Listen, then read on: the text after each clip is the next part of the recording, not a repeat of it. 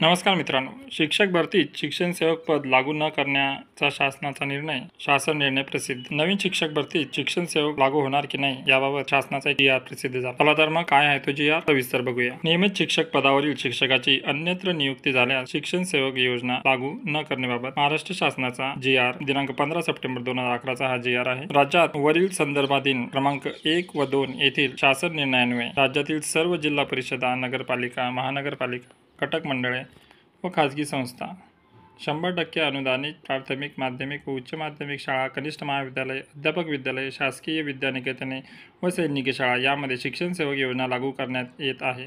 या योजनेअंतर्गत शिक्षण सेवकाची 3 वर्ष समाधानकारक सेवा झाल्यानंतर त्याला सहाय्यक शिक्षक पदावर नियमित नेमणूक देण्यात येते.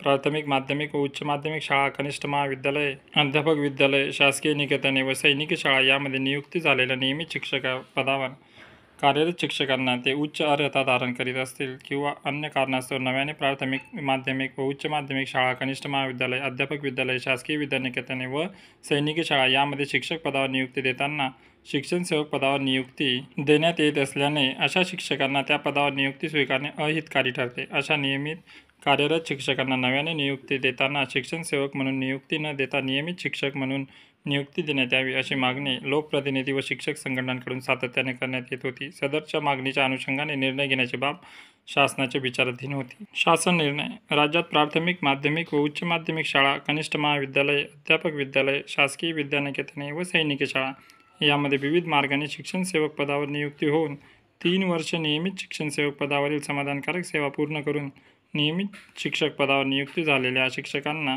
आणि या शाळांमधील 100% शासनाकडून स्थानिकांकडून वेतन अनुदान प्राप्त होताना असलेल्या नियमित शिक्षकांना असे शिक्षक शिक्षण सेवक योजनेतून आलेले असोत अथवा नसोत विविध मार्गाने नव्याने शिक्षक पदावर नियुक्ती देताना त्यांना शिक्षण सेवक म्हणून नियुक्ती न देता नियमित शिक्षक म्हणून नियुक्ती देण्याचा निर्णय शासनाने घेतला आहे.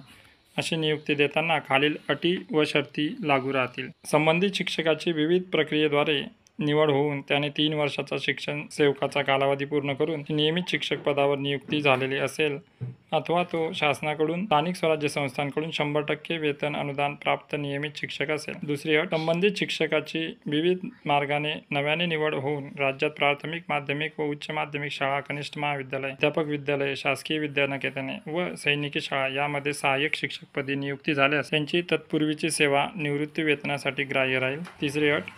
अशा नियमित शिक्षकांची प्राथमिक शाळेमधून प्राथमिक शाळेमध्ये, माध्यमिक शाळेमधून माध्यमिक शाळेमध्ये, उच्च माध्यमिक शाळा, कनिष्ठ महाविद्यालयातून उच्च माध्यमिक शाळा, कनिष्ठ महाविद्यालयामध्ये, अध्यापक विद्यालयातून अध्यापक विद्यालयात, सैनिकी शाळेतून सैनिकी शाळेमध्ये नव्याने नियुक्ती झाल्यास त्याच्या वेतनात संरक्षण राहील.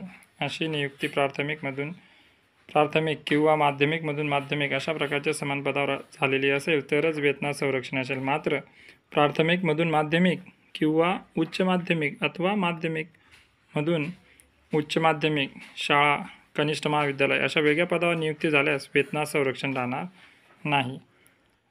असा हा जी.आर. शासनाने प्रसिद्ध केलेला आहे. त्यामध्ये आपल्याला शिक्षण सेवकाबद्दल पद लागू करायचे की नाही याबद्दल सविस्तर माहिती आपल्याला मिळते.